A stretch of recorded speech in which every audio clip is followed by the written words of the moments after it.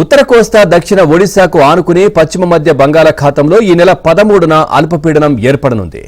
దానికి ఒకరోజు ముందు అదే ప్రాంతంలో ఆవర్తనం ఆవరించే అవకాశం ఉంది.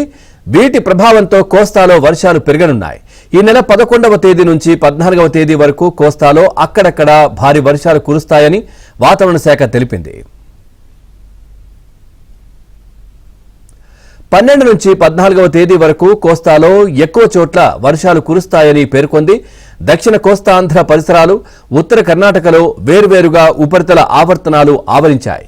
ఇంకా నిన్న ఉదయం నుంచి ఎండ తీవ్రత కొనసాగుతోంది. వాతావరణ అనిశ్చితి నెలకొని కోస్తా, రాయలసీమల్లో పలు చోట్ల పిడుగులతో కూడిన వర్షాలు కురిశాయి.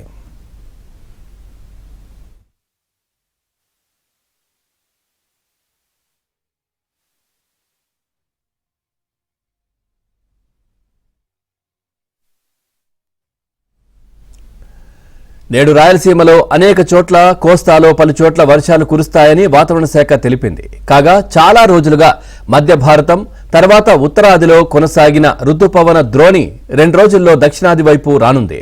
తూర్పు భాగం 4-5 రోజులు దక్షిణాది వైపు కొనసాగే అవకాశం ఉంది.